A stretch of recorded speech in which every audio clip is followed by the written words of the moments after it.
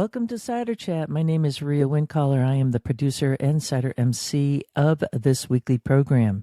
And this here episode is a little bit different from our regular feed.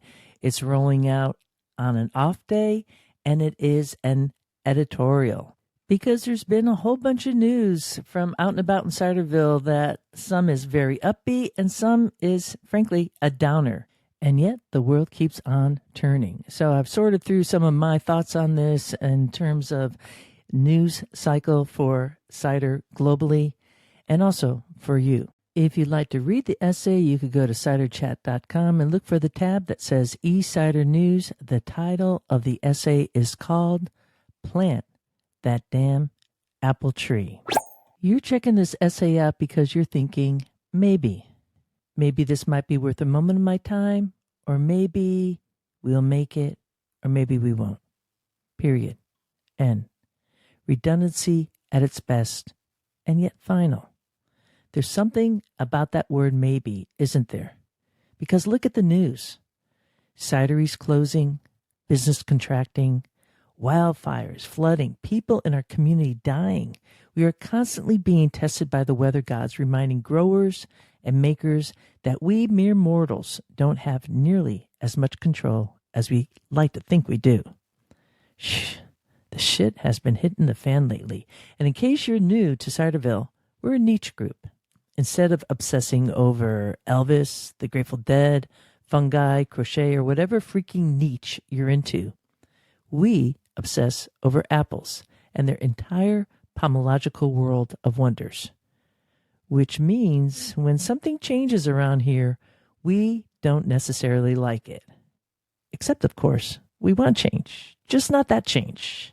Yeah, messed up, I know. But that's this wild, wonderful world of all these special spots out there in the great beyond that we call Ciderville.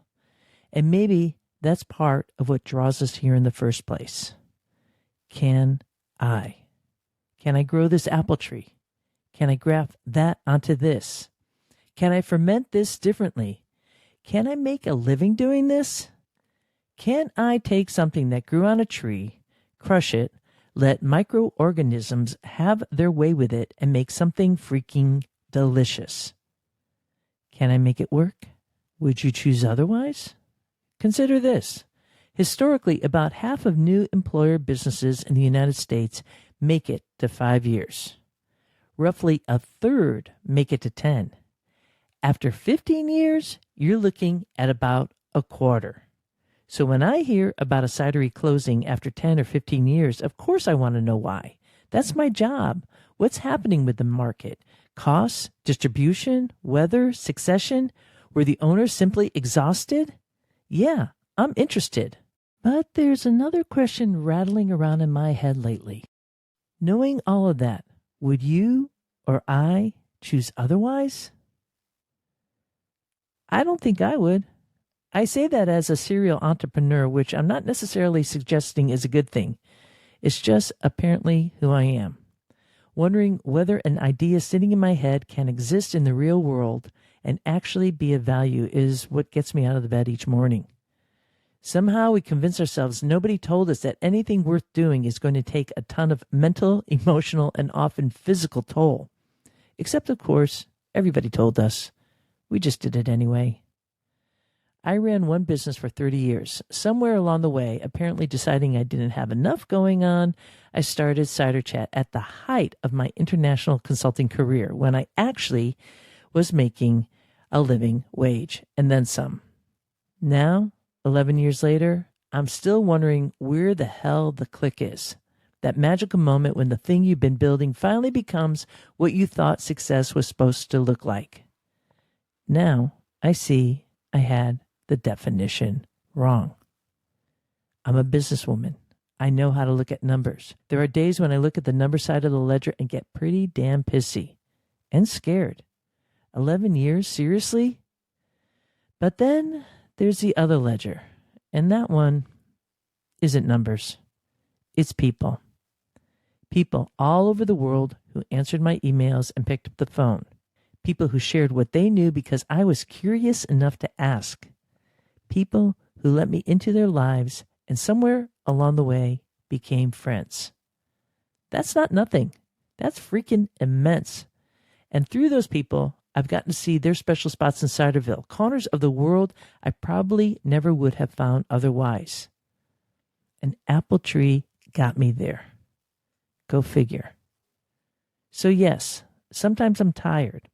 Sometimes I don't feel particularly valued. Sometimes I'm scared about where all this is going. And I also know I've had opportunities and tools at my disposal that many people don't. Both things can be true. The trick, at least for me, is getting out of my own way. Buckle up, Buttercup. When I look at that other ledger, what I see is abundance. I had a big colorful poster hanging in my workshop during my Tundra Equipment days. Tundra Equipment was my first business venture. I designed and made what I called flying tarps, big tarps with mosquito netting for group camping. My workshop was in an uninsulated New England barn with a huge cutting table where I could spread everything out and rip through 100-pound rolls of material.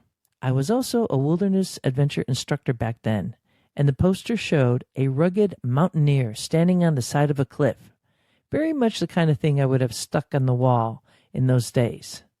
Funny thing is, I can barely remember the picture, but I remember the words, or at least this is how I carried them with me. Working towards abundance, there's no time for scarcity.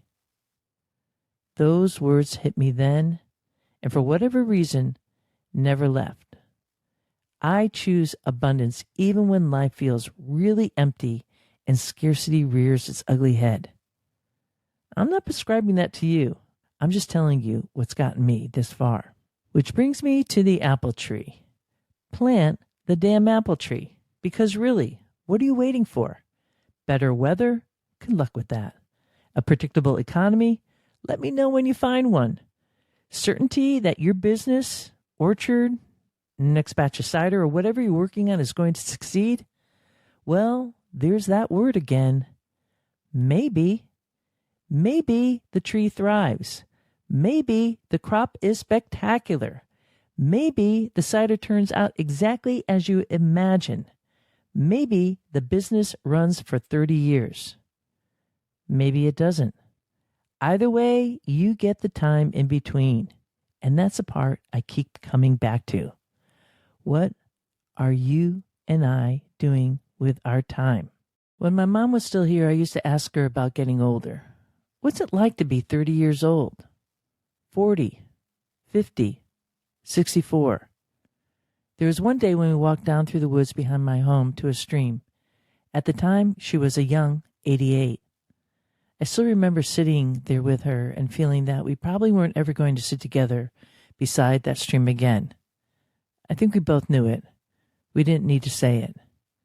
I asked her about aging many times before, and I would ask her again as she approached 100 and then sailed right past it.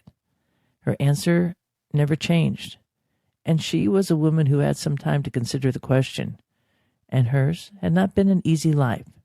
Still, her answer remained the same. I wouldn't want to miss a second. Sheesh, and talk about setting the bar high, Mom. This is all to say that I don't have a neat answer for any of this, or how to deal when I see friends shuttering the doors to their cidery or tasting room, or hearing about another natural disaster. All I know is that I'm here, you're here, there's still time on the clock. And maybe this was never about whether Ciderville or any of us lasts forever. It's what we do while we're here. That's a deal. Life is hard. Deal. As for me, I'm going to keep asking, can I? And I'm going to keep looking for abundance. And when in doubt, I'm going to plant the damn apple tree. And with that, I leave you here. This is Real Windcaller signing off for now. Looking forward to seeing you in Ciderville. There is a reason why we do it like this. There is a reason why we do it like this. There is a reason why we do it like this. There's a reason why we drink it like this. There's a reason why we do it like this. Yeehaw!